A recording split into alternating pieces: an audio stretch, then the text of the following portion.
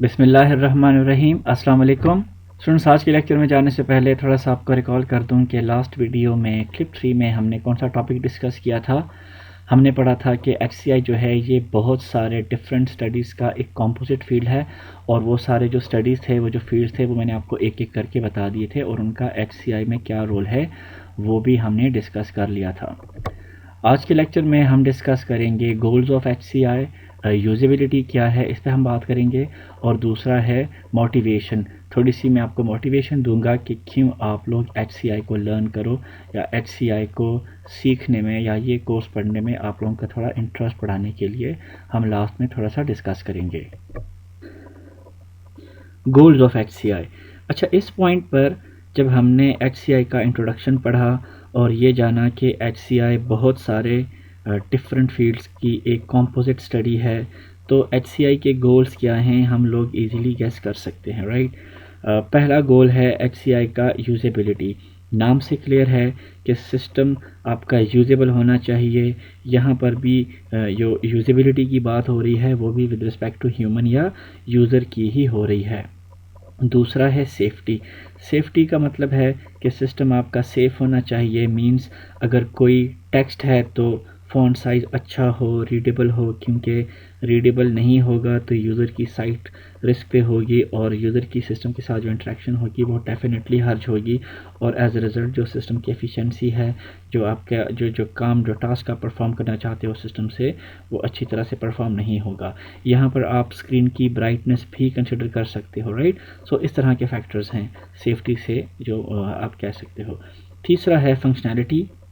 इसका मतलब है कि सिस्टम जिस पर्पस के लिए बना है वो पर्पस भी इजीली अचीव कर सकते हो आप उस सिस्टम से।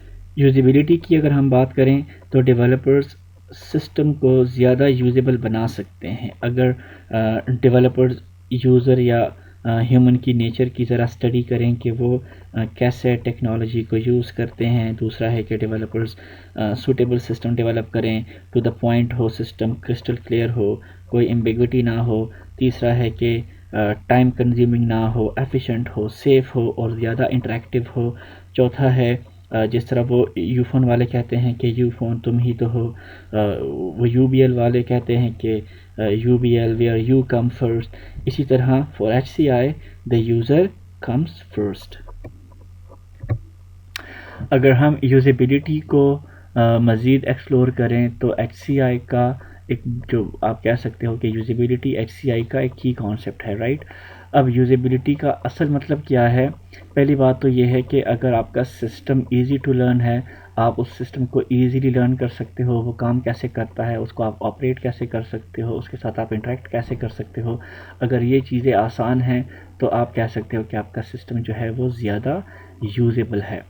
दूसरा है easy to remember how to use. अब ये थोड़ा सा इंपॉर्टेंट पॉइंट है। देखिए, कुछ सिस्टम्स होते हैं जो थोड़े से कॉम्प्लेक्स होते हैं, और अगर आप उसको यूज़ करते हो तो आप एक दफ़ा उसको उसकी स्टडी करके उसका मैनुअल वगैरह देख के आप इस काबिल हो जाते हो कि आप उस सिस्टम को यूज़ कर सको, ठीक है। लेकिन थोड़ी देर बाद या कुछ दिनों बाद अगर आप उस सिस्टम को दोबारा यूज़ करते हो कोई दूसरा काम परफॉर्म करने के लिए, तो फिर आपका वो सिस्टम चूँकि इतना कॉम्प्लेक्स होता है तो आप लोगों से भूल क्या होता है कि इस सिस्टम को कैसे यूज़ करना है, राइट। तो फिर दोबारा आपको नए सिरे से या दोबारा से आपको वो सिस्टम यूज़ कैसे करना है, उसके साथ इंटरेक्ट कैसे करना है, आपको दोबारा से क्या करना होता है, उसको लर्न करना होता है, ठीक है। तो कोई सिस्टम यूजेबल तब होगा जब वो ईजी टू रिमेंबर होगा, that how to use, right.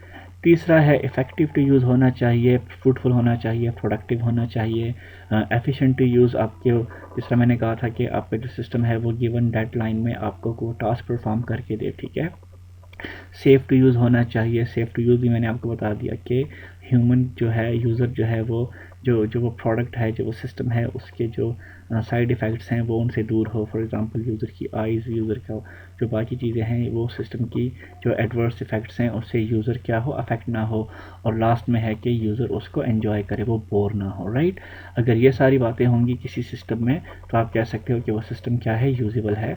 और इन्हीं बातों की वजह से वो जो सिस्टम होगा, वो जो ह्यूमन होगा वो उस मशीन के साथ ज़्यादा अच्छे तरीके से इंटरेक्ट कर सकेगा, और एज अ रिज़ल्ट जो टास्क होगा वो अच्छी तरह से परफॉर्म होगा। मोटिवेशन पे अगर हम बात करें तो पहला मोटिवेशन ये है कि जिस तरह अभी हमने पिछली स्लाइड में पढ़ा कि यूजेबिलिटी होगी किसी सिस्टम में, तो डेफिनेटली आपका जो मशीन होगा, जो सिस्टम होगा, वो चीज़ें टाइम टू टाइम आपके पास क्या होंगी, बेटर से बेटर होती जाएंगी। ठीक है।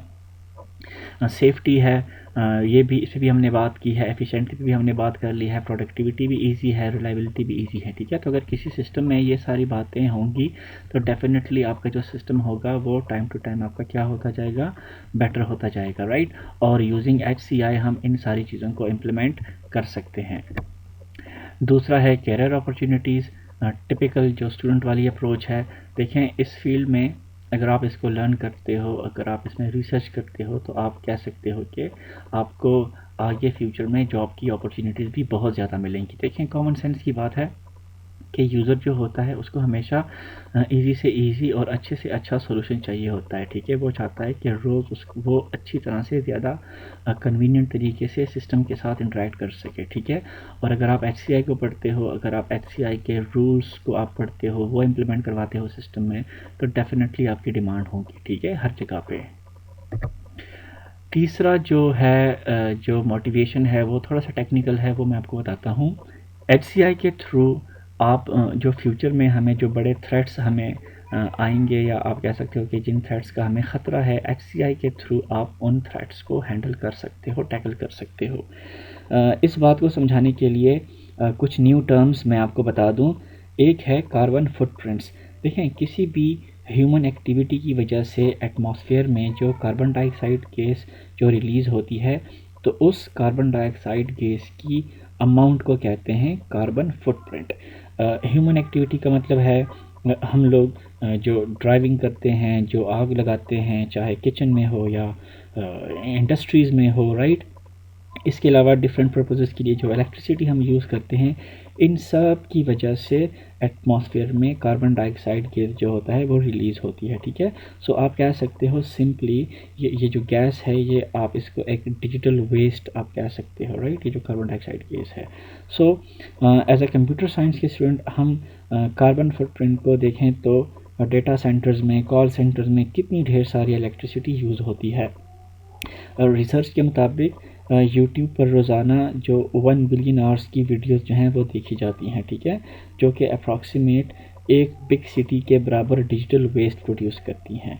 और रिसर्च में वो जो सिटी है वो बाल्टीमोर बताई गई है, जो कि मैरीलैंड में वो वाक़या है, राइट। सो HCI को यूज़ करते हुए अगर आप थोड़ा सा डिज़ाइन ट्वीक अप्लाई करो, थोड़ा सा आप जो HCI के जो रूल्स हैं उसको आप इम्प्लीमेंट करो, तो आपका ये जो डिजिटल वेस्ट है ये काफ़ी हद तक प्रिवेंट हो सकता है। ये आपको मैंने यहाँ पे एक लिंक भी दी है, एक रिसर्च आर्टिकल है, आप इसको देखोगे तो आपको इजीली पता चल जाएगा कि किस तरह से आप यूजिंग HCI और ये जो कार्बन फुटप्रिंट्स हैं ये क्या है, और इसका कंप्यूटर साइंस के साथ क्या ताल्लुक है, तो आप इजीली इस आइडिया को आप गेट कर सकोगे, राइट। सो आई होप आप लोग समझ गए होंगे कि गोल्स क्या हैं HCI के, यूजिबिलिटी का क्या मतलब है, और मोटिवेशन आई होप आप लोगों को मिल गई होगी। इंशाल्लाह फिर नेक्स्ट वीक में फिर दूसरे टॉपिक को डिस्कस करेंगे। तब तक के लिए अल्लाह हाफिज़।